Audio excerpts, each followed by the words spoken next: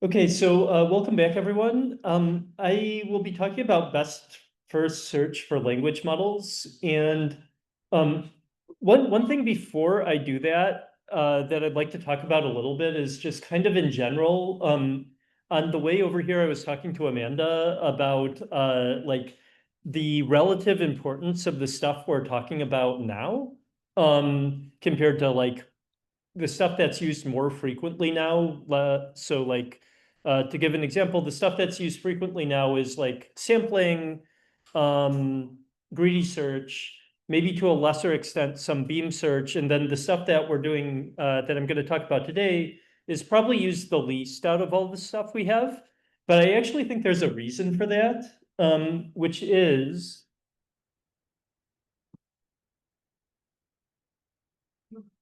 we had kind of like a GPT like 1, 2, things like this. These were like, I don't know, really broken models. And so they had lots of problems. And so if you like tried to find the highest probability output from them, they would give you things that repeated over and over again. So like you did greedy search or you did beam search, it would give you like an output of length of 0. And that would be completely useless. So in order to fix this, basically what we did is we went in and we like broke inference. So we used sampling strategies where we didn't sample like directly from the distribution. We didn't use greedy search. We didn't use all of these other things. And so this was kind of like the era of let's this was the era of like break search to get better results.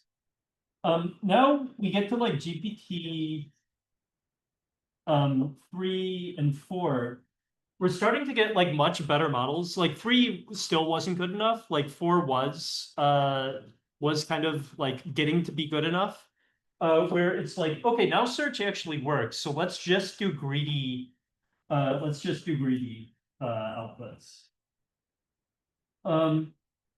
And then we also have models like I'll just stick with the OpenAI models. So I'll say like O1 to O4.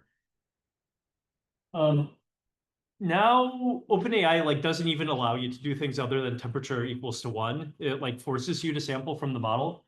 And so this is like they give you no choice. I think a lot of other people have just been following this and just sampling from the model with temperature 1. And so the idea is like, okay, we will just sample directly from the model's distribution because the model has been trained to be reasonably good when we sample directly from the distribution. But like greedy search actually kind of works with like our best models. And it actually works better than sampling with temperature 1. And so that kind of makes me think that it's like now is the time to go back to like actually searching better. And like one way that people search better is they, do really long rollouts of reasoning models and sample lots of outputs and things like this. And maybe that's good. We're going to be talking a lot about that. But maybe also we really want to be looking for the things where we get the highest model score. And so maybe now is the time to reconsider these methods that search efficiently for the things that have very high model scores. So that's kind of on a high level, my thinking about this before we go into the details. Um, any comments or thoughts? Okay, cool. So just to go back to what we were talking about before, last time we talked about like things like greedy search and beam search. And to give a kind of outline, let's see if I can make that bigger. Okay, there we go. So greedy search basically selected the highest probability token at each step. And it's very fast, but it's myopic. It can make very bad local decisions when a better global decision would be possible. No backtracking of any variety is possible. No consideration of multiple hypotheses. In contrast to this, beam search maintained top K hypotheses, explored multiple paths simultaneously, and gave, if you have a good model, it will give you better quality than greedy search. What's, just to make sure that everybody's awake and paying attention, what's the relationship between these two? Yeah. You have a beam width of 1. Yeah, exactly. So beam search with a beam width of 1 is greedy search. Cool. So I'm going to talk about search spaces as graphs here, because a lot of the algorithms that I will be talking about today were originally created for search over graphs. And we can represent it specifically as a weighted finite state automaton. And how many people have done this in some class? It's like 10 to 20% of people. Okay, that's great. This is another place where I get to feel the 2025, because this used to be like a staple of computer science curriculum, but it's not anymore. So, okay, cool. So basically, S is a finite set of states. And so these are all the states that we have in our graph. Sigma is a finite alphabet. So alphabet is another term for vocabulary. So we could also say it's the vocabulary of our language model. We have transitions where basically you take in a state, you take a element from the vocabulary and transition to a next state. S0 is the initial state. We also have a sync state where things end, or a set of sync states. Yeah, a set of final states, and we call that F. And W is a weight where we assign real weights to transitions. And in particular, things are a lot easier if you limit yourselves to purely positive or purely negative outputs here. So this is an example graph, maybe a little bit small. Okay, there we go. And so here S0 is the initial state, and or I guess you could call it S10 is the final state. And then we have essentially elements of the vocabulary. Here our vocabulary is A, B, C, end of sentence. And we have each one of them is weighted. So here each one of them is weighted with a probability. And because this is a probability, all of these need to add to 1 coming out of the like node here. All good? Okay, cool. So there's a number of different ways to express edge weights. And I'll just talk about these kind of in the abstract, but like if you're interested in math, there's actually a concept called a semi-ring that allows you to do all kinds of crazy things to express edge weights. So if you're bored of hearing me talk, you can look up what a semi-ring is and try to figure out what's going on here. But basically, some of the things you define when you want to define edge weights are you define the range in which the edge weight is valid. So this, for a probability, this would be between 0 and 1.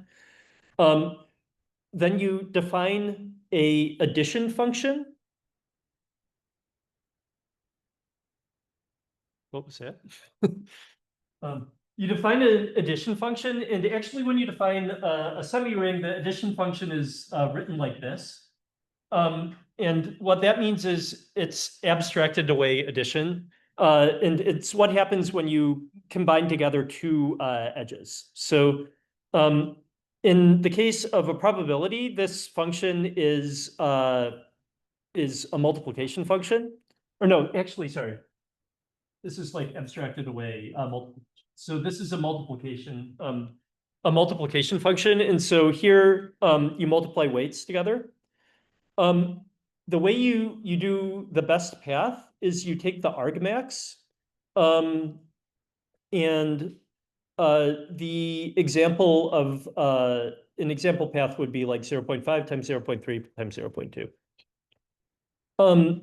Another thing we can express is log probabilities. And so the range for log probabilities is obviously -infinity to 0.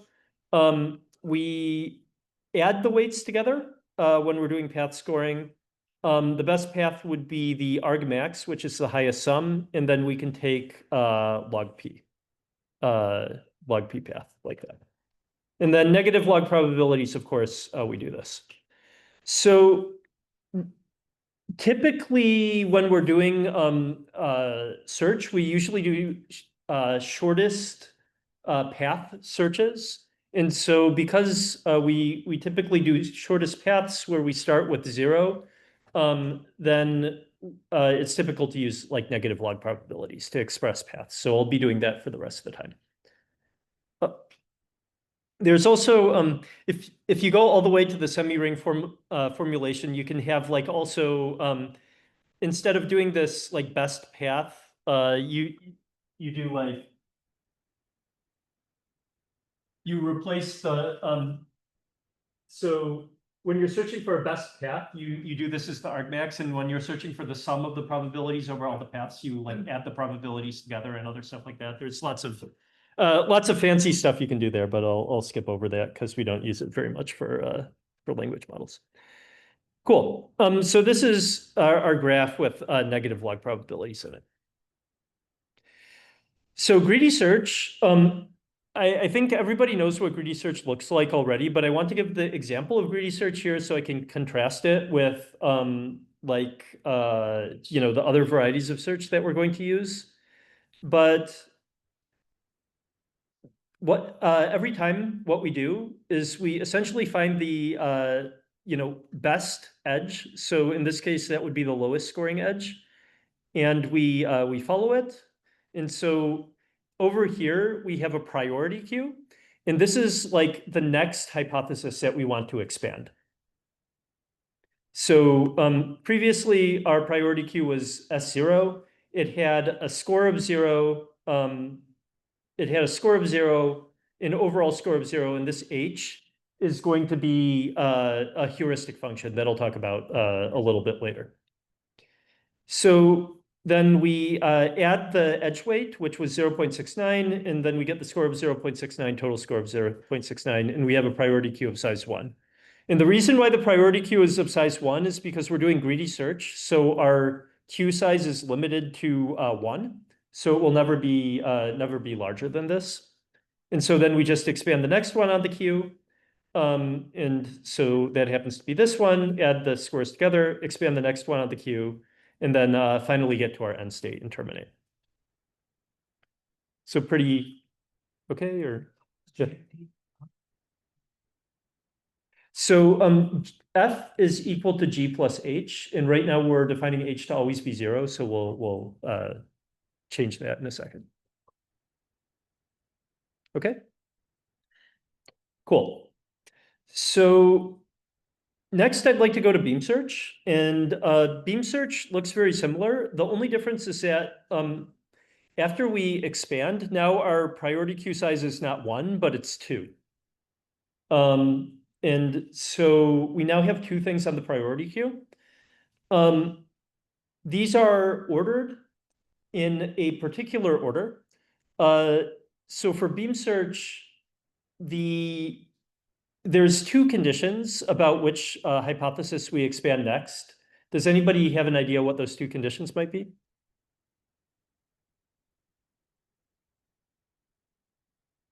Which ones do we expand first, and which ones? Or so actually, let me put it this way: why is S1 not S0 to S1 not on here?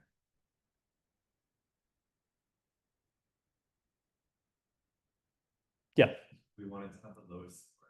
Yeah, it's the one that has the lowest score, so we pruned it off. So when we choose a priority, we consider the score, right? And we consider better scoring ones more than the other ones.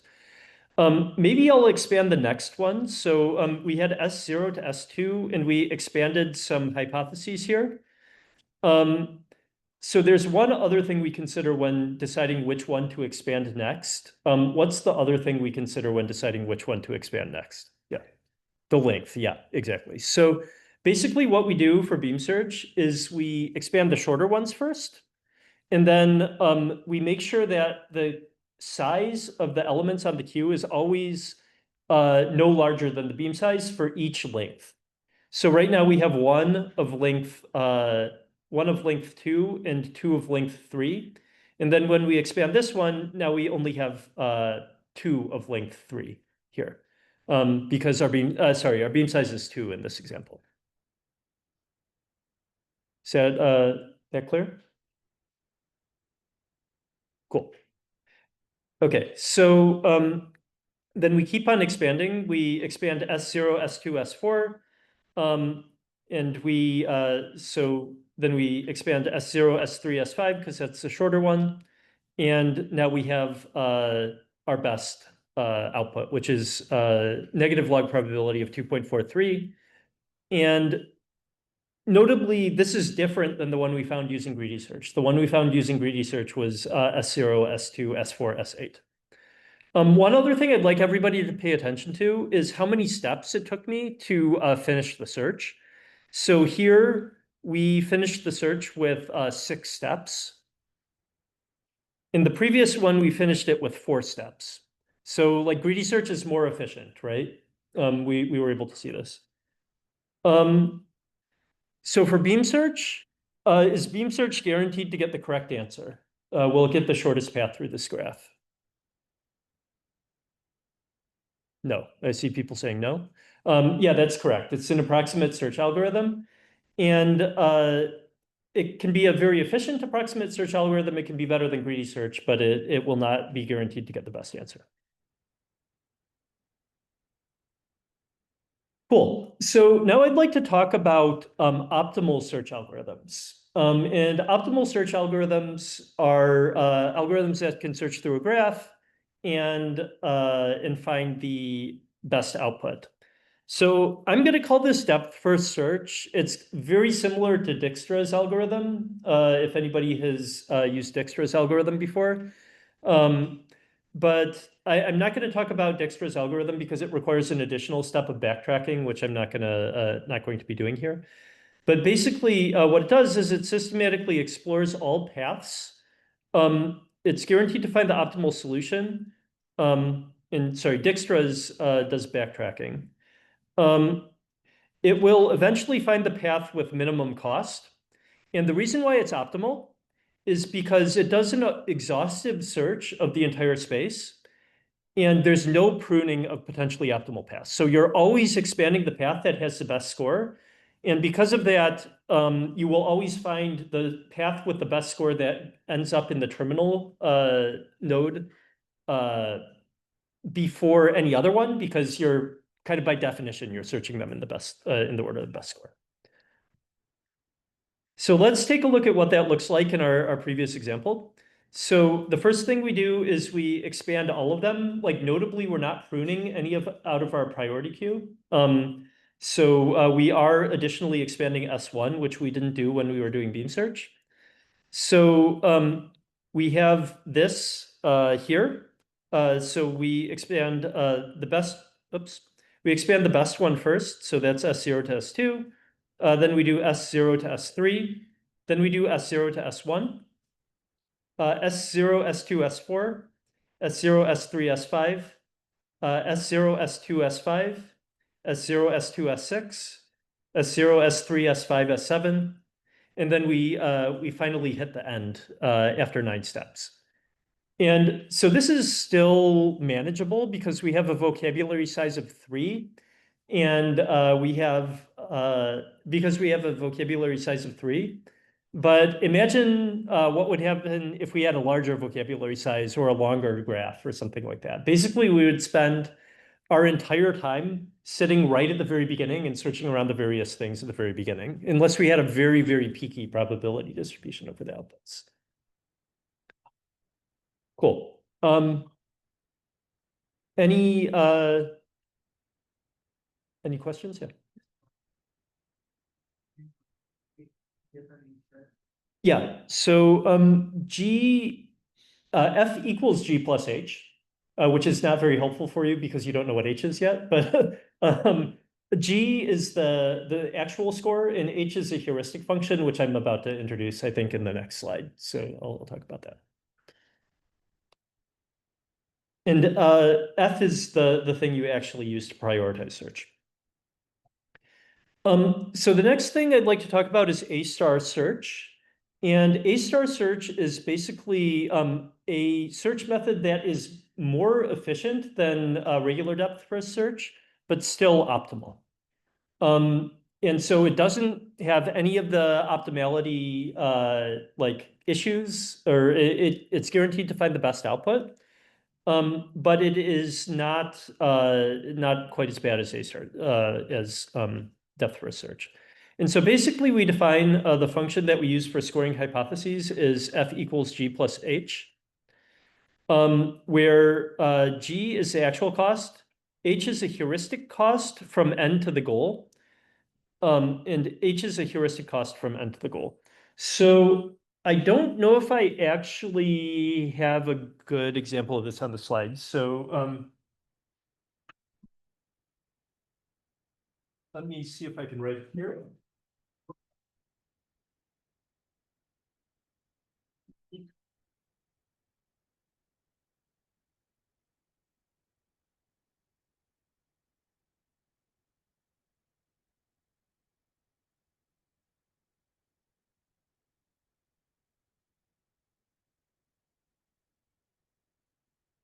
So if I gave you this prefix, how much more uncertainty do you think there is in this sentence? Like how much more probability do you think it needs to spend to get to the end of the sentence? Any ideas? Basically none, right? So I would say the log probability of the rest of y greater than where we are right now is basically zero, right? Or we're using negative log probability, so this is basically zero. But if I said like the solution to the first 11,664,763 homework is, I would hope that a language model would spend a lot more probability thinking about the correct answer here. If not, we did a bad job of writing the homework. So there, you would expect that you need to spend a lot more probability to finish this completion.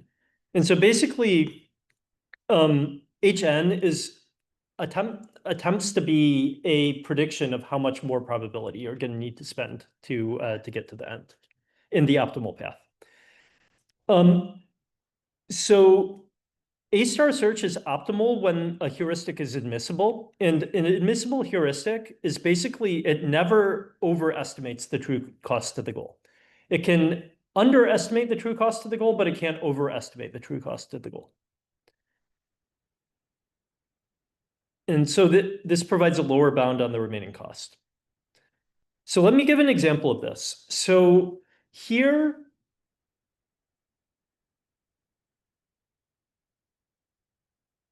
a heuristic function is typically designed to be something that you can very quickly calculate, but never overestimates.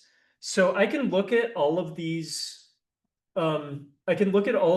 Inputs here and say, okay, well, 0.693 is the like lowest number in this row.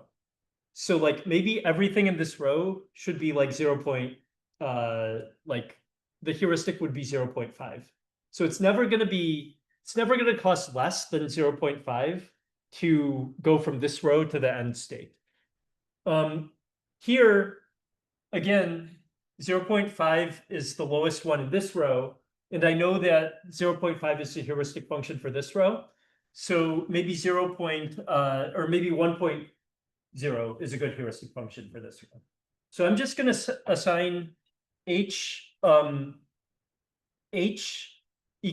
equals 0.5 for everything that ends in S4 to S6, and h equals 1.0 for everything that ends in S1 to S3.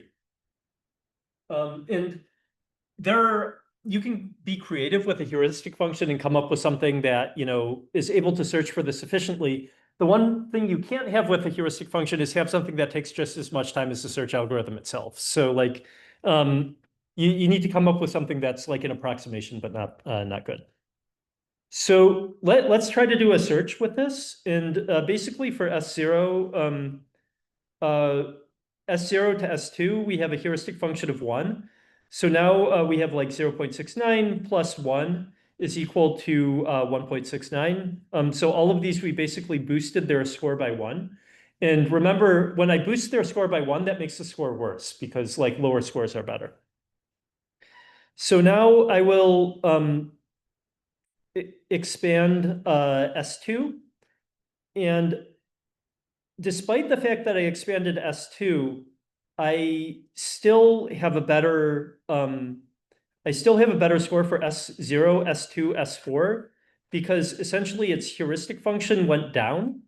And so now the heuristic function is lower because I've made more progress with this output. And that means it's still better than S0, S3, which had made less progress. So we can see its F is 2.11. So I'm not expanding all of the ones at the very beginning first. I'm expanding like one that has made more progress. And so let me continue doing that. However, when I expanded this next one, now the actual cost of doing this took over. And so now I started expanding the S0, S3. So I will go through, I'll continue like sorting these by F and expanding. And I finally get to this thing here, and that reaches the end. And so you'll notice that I've reached the end and found the optimal output, but I never expanded the first one. I never expanded the S0 to S1 thing because the heuristic function plus the actual score never got like low enough that I would expand that. And you can also take a look. Notice I finished on step 8 here. So that is faster than last time. That is faster than last time when I finished on step 9, because I didn't have to expand that extra hypothesis that I expanded in the previous example. Cool. So this is the basic idea. F equals Gn plus Hn, where Hn is some prediction of how much probability you're going to spend going all the way to the end. Is this clear? Any questions? Yeah. Why did the fact that we never overestimate the true cost? Where do you use the fact that you never overestimate the true cost? So that's a great question. What would happen if you had the ability to overestimate the true cost? Like what if you didn't have an admissible heuristic? Yeah. You might deviate from the optimal solution. You're not guaranteed to deviate from the optimal solution, but you might, yeah. We have the same question then. How is it possible when the hypothetical cost is lower than the true cost? Then we might select the wrong path. I mean, it's the same problem in word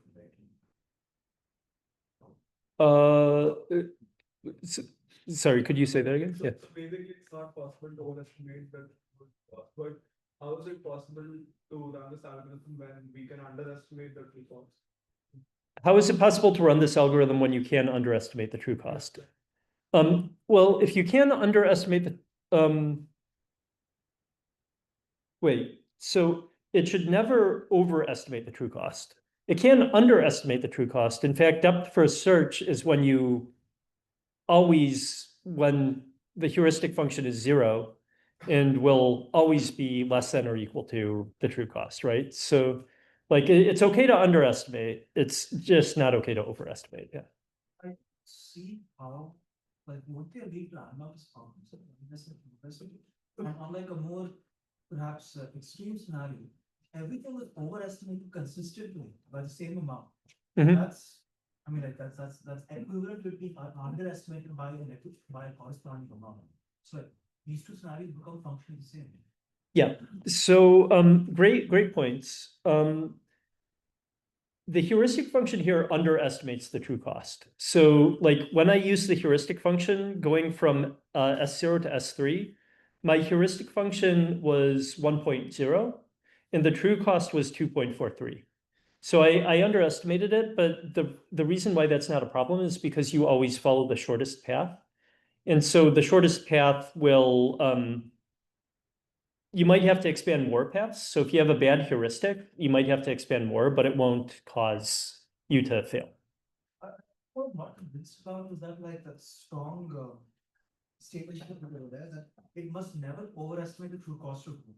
Because in the example which you gave me, if I was to take this underestimation heuristic and add 10 units to whatever it dictated for every single node, Yep. then it is consistently overestimated, but it has the same net impact as when I underestimate. Okay, so then your just to rephrase in case people couldn't hear, like what if it was a perfect heuristic function and it could always exactly predict the future cost? That would be great. You would only have to take one step through the graph and you would always get it right every time. But you added 10 to every you added 10 to every cost. Every cost. Yeah. So that would be a good heuristic function that would help you out, but that would help you be successful at searching. But that is an example where you overestimate but are successful despite the fact that you're overestimating. So if you overestimate and you can't say like, oh, the relative order is the same, then like the relative order of the cost is the same, then you might make mistakes. So yeah, being an admissible heuristic is not a necessary condition to do good search, but it is a sufficient condition to do good search. Yeah. Once you're not convinced about the sufficiency, You're not convinced about the efficiency like, or sufficiency. but no, I think like it's getting theoretical at some point. Yeah, I mean, it's okay if you have questions. I'm just like not convinced by it. Okay. I don't see why we're using never overestimates the cost of it. I don't see like how we ever do. From what I understand, you want to add 10 to every edge, right? As like that's like a pathological example. Yeah.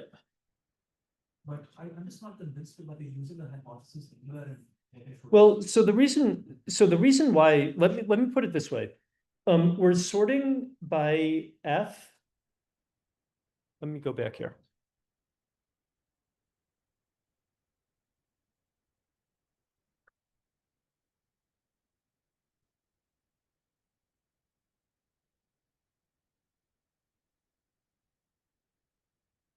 So we're searching for arg min F of the path. Let me call the path block. So we're trying to find the thing with the lowest thing here. So the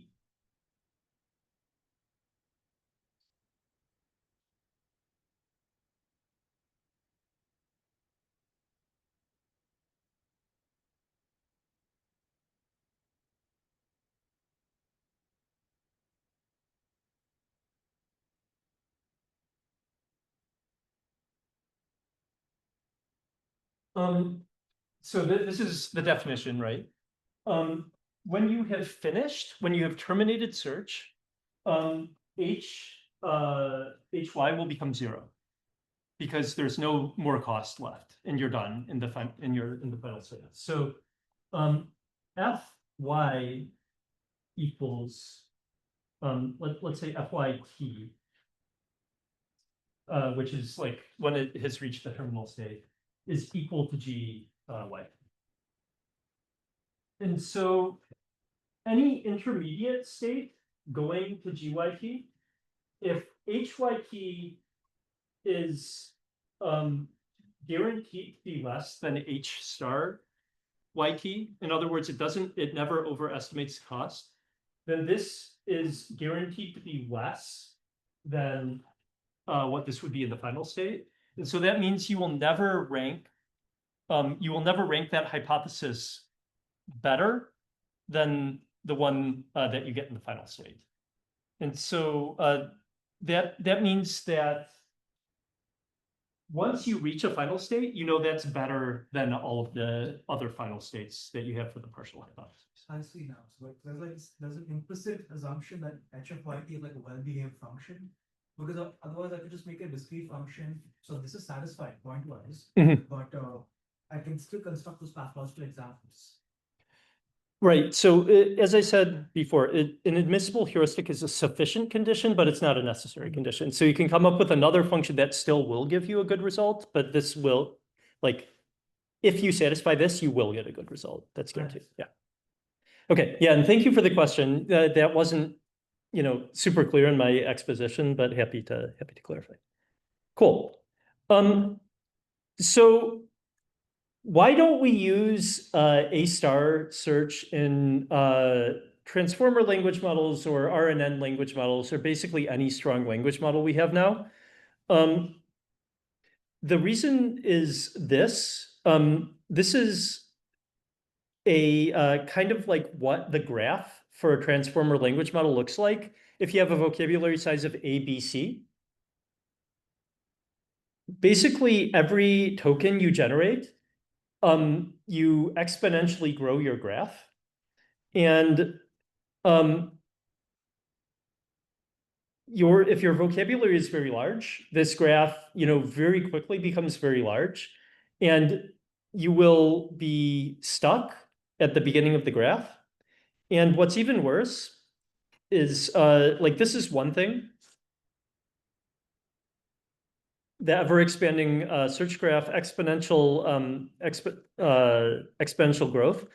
The second thing is it's very, very difficult to come up with an admissible heuristic. And the reason why is because a transformer-based language model is, huge, very hard to comprehend. And it is quite possible that you could suddenly hit a sweet spot and pay like zero cost for the rest of the time. Like, if I told you, please say hello and then recite the US Constitution.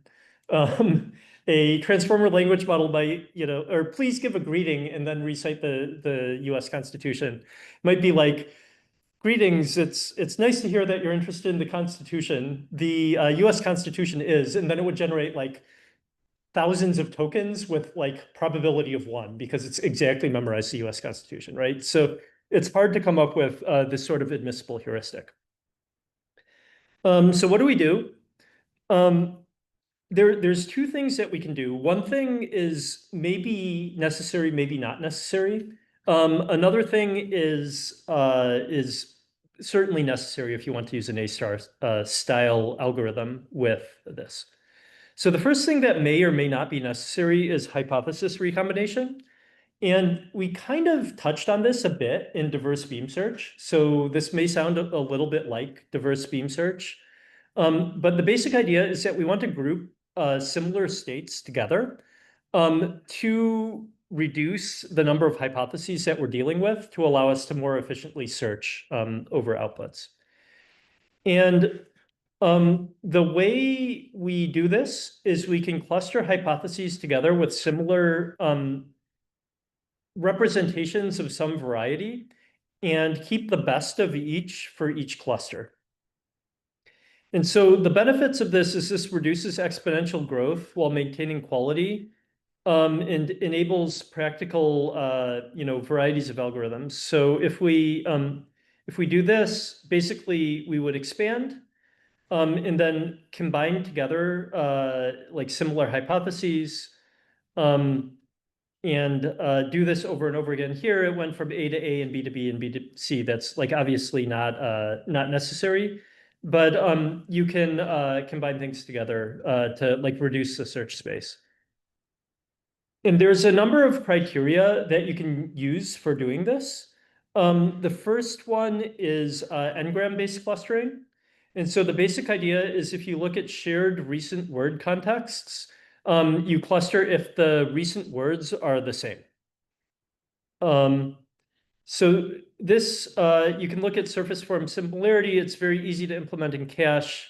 It can work together with beam search. And the truncation length controls precision. So if you set the length of n to be infinity, then this is equal to no hypothesis recombination. If you set the length of n to be short, like 2 or 3, you would recombine all things where the most recent words were, you know, a particular 2 or 3 words. However, this might not be the best because, you know, you could get something that was very different previously, but similar for the most recent words.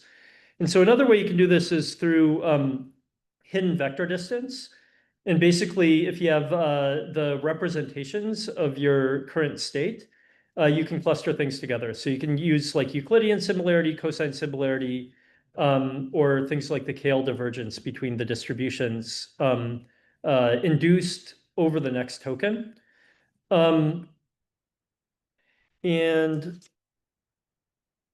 there's an actually kind of old paper that discusses all of these and compares them using older models. I haven't seen that much doing this with newer models, other than outside of the context of, or inside the context of diverse beam search.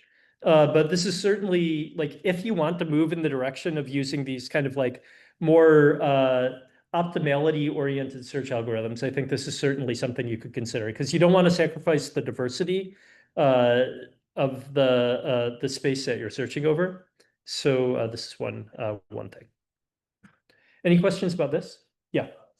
So visualize the how you compute here divergent distributions. Yeah. You have multiple different threads, chains, branches between these things, and so what are you doing? Like, are we taking the entire set of logics and then like computing clear diversions?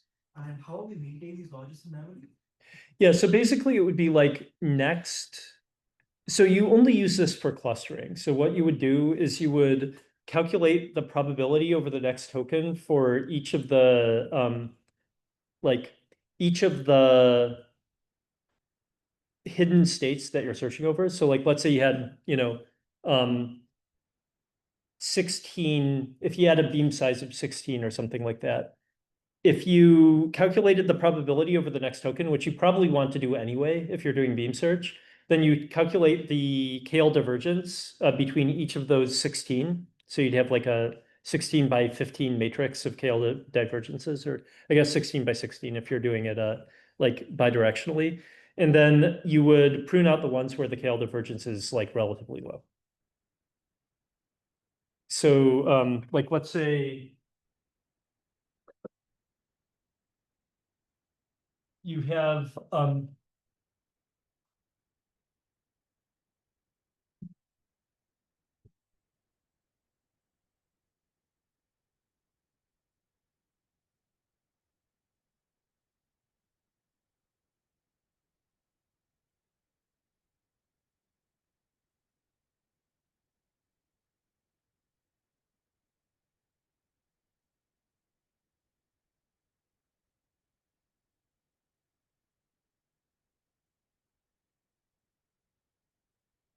so you have all of your histories here, right? And so then for all of them, you calculate P y of t, given y of t, y of less than t. And so this is the probability distribution over all the words in the vocabulary. And so that gives you a whole bunch of probability vectors. You can concatenate them into a matrix of probabilities, and then you can calculate the like Kale divergence between all of the columns in that matrix. So in this case, like the hidden state you're referring to is just the logics. It's essentially the logics. So I actually maybe similarity in neural representations is not the correct term here. So I should actually probably fix that. This would be more like similarity between the probability distribution. No. Okay, yeah, thank you. Yes. One thing, hypotheses together, which might also diverge later than.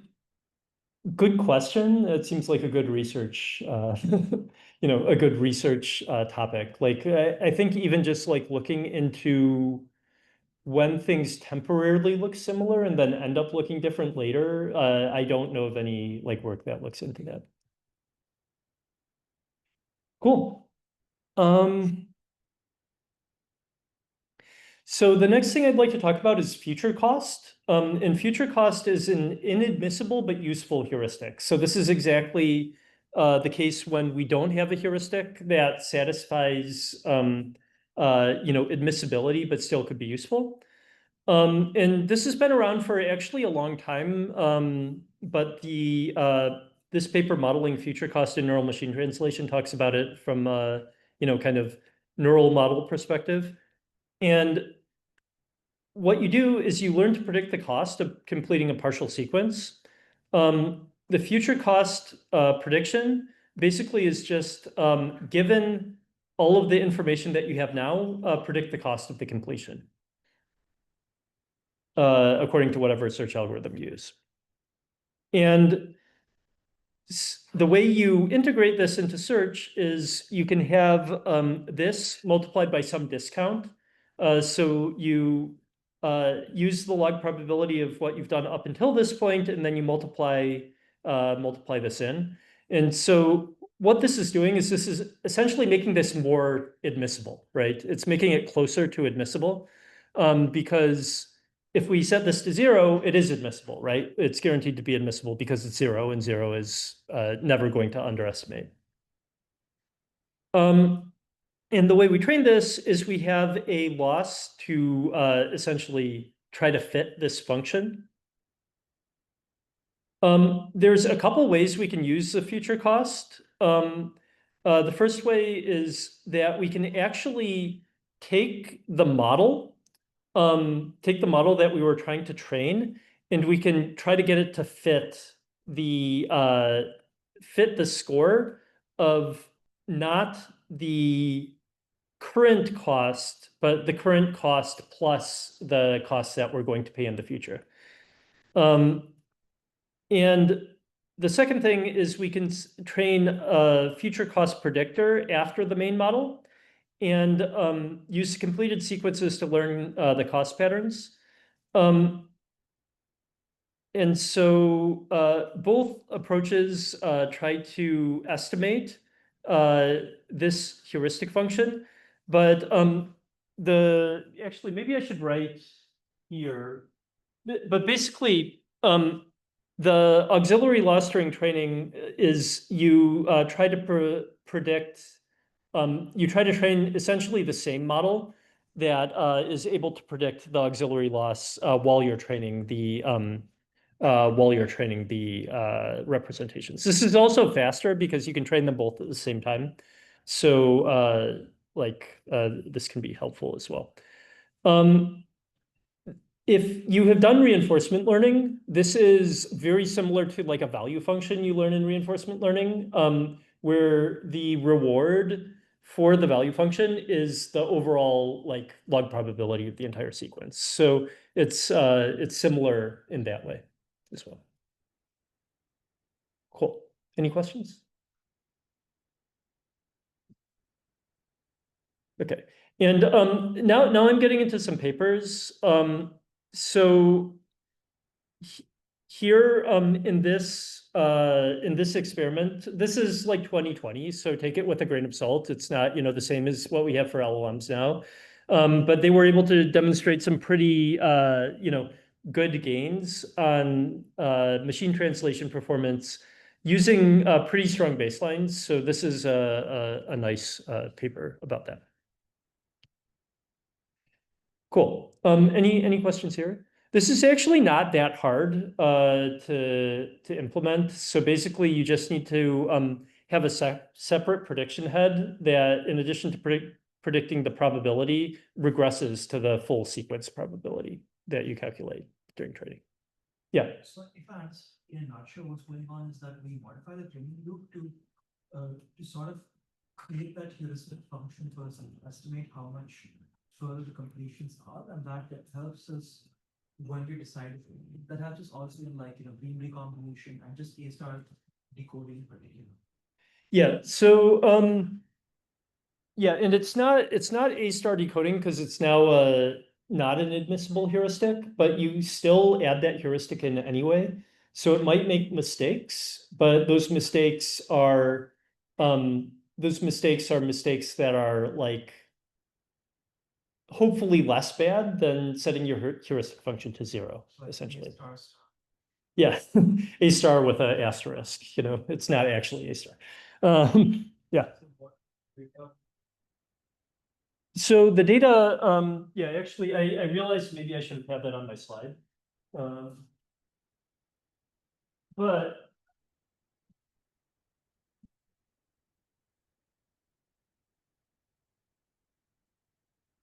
your loss function,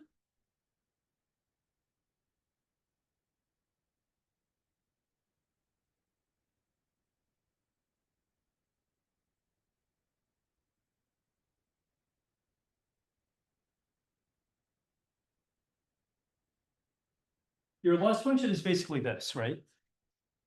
This is the data you traded off of. So you at every time step, you try to predict the final score that you're going to get by summing up all the losses over the entire step. no, no, so what is the ground score? This is the ground truth score. Okay. But the thing is, like, you can calculate this by summing up all the log probabilities of all the tokens, but you want to predict this after you've predicted the first token. And that's really hard, right? You don't know what tokens are going to come next. So like your regression is going to be hard at the very beginning and it's going to get easier and easier. And so that's kind of like the whole point of the heuristic function. Yeah. And then, but actually, because it's a heuristic function, you're going to be, it's probably not this. It is probably T, if I is your current, if I is your current state, it's going to be this. So you're going to add up all the ones you get in the future. So at time step 1, at time step 0, or at time step 1, it's going to be like all the ones from 1 to, you know, the end. At time step 2, it's going to be all the ones from time step 2 to the end. Yeah. Understand the training for it. Yeah. It's basically whether you train it together with the model that you're training or whether you train it afterwards. So like if you train it together while you're training your, you know, LLM or whatever, or if you have an LLM already and then you train a model to predict that afterwards.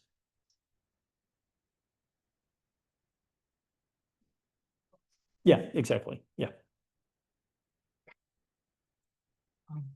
Yeah. Why not capture model specific patterns? I'm not training it on the sequences the model generates.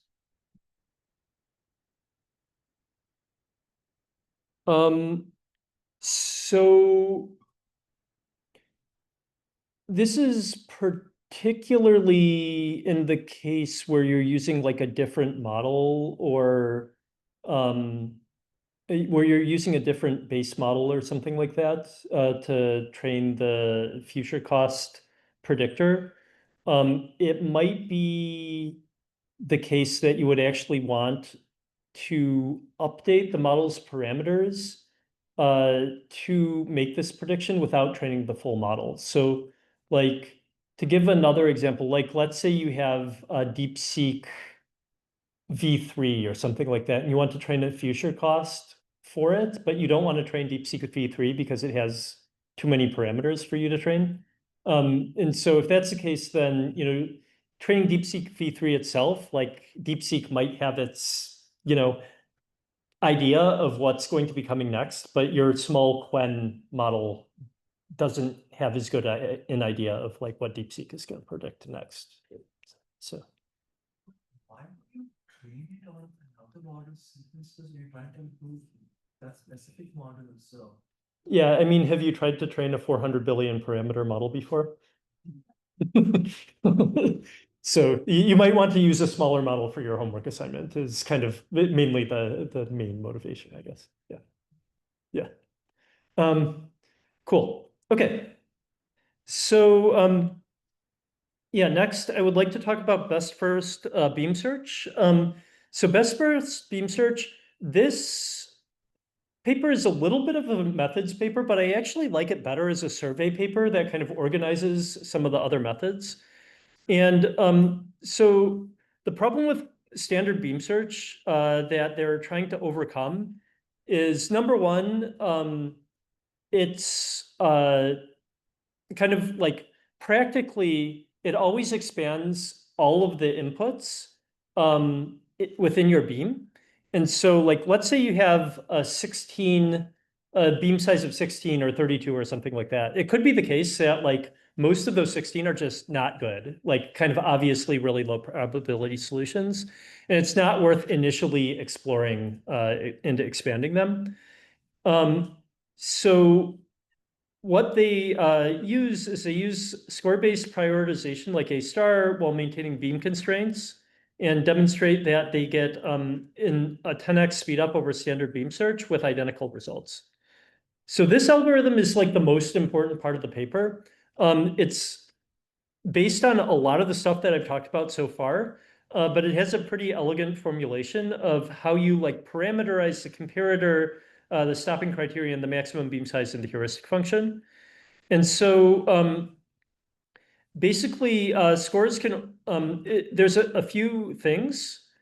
Scores can only decrease when extended. So basically the score here, I guess in this case, they focused on decreasing scores. So like log probability is getting worse. So the log probability of a new output is going to be worse than the log probability of a current output. And they do early pruning to remove hypotheses guaranteed to fall off the beam, and early termination, so they stop when a complete hypothesis is found. And this is my favorite part of the paper, which is basically like they demonstrate that all of these algorithms, like some of the algorithms that we talked about so far, including beam search, best first search, A star search, and breadth first search, all kind of can be parameterized by looking at a comparator. And so like as we talked about, beam search always prioritizes things that are shorter. So in this case, it first looks at whether the output is short. And then it looks at if the output is the same length, it prioritizes based on score. So this is beam search, like I talked about before. Best first search, on the other hand, always prioritizes based on score. But if the score is the same, then it prioritizes based on length. So you can do this. And then you also have K. So K is either equal to the beam size, or for best first search, it's infinite. And so you can, best first search needs to be infinite if you want accuracy guarantees. And then the final thing they have is a heuristic function. So beam search doesn't have one, best first search doesn't have one, but A star search does have one. And so that's like the only difference between best first and A star search. So they also add some interesting new things here, like A star beam search. I would say this is beam search with a future cost where the future cost is an admissible heuristic. So what they don't list in here is what if the heuristic is not admissible? Well, you can still do it. You just might lose your accuracy guarantees.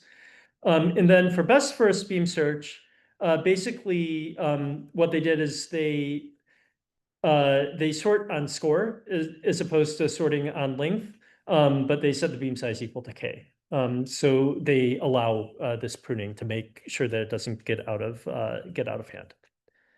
So I really like this paper a lot because it kind of like organizes all these ideas and demonstrates how they're conceptually similar. It also could be a good starting point if you want to work on any of the methods that we talked about today.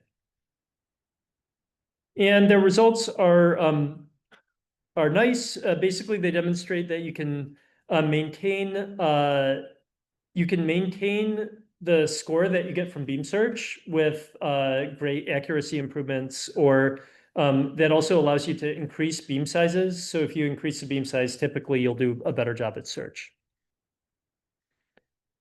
Some issues are memory overhead and implementation complexity, but it's actually not that bad, I guess. Cool. Any questions about this part? Okay. So actually our paper presentation is about the next paper that I was going to talk about. So I might turn it over to our paper presentation to do the paper presentation today, and I'll add any commentary that I have about it.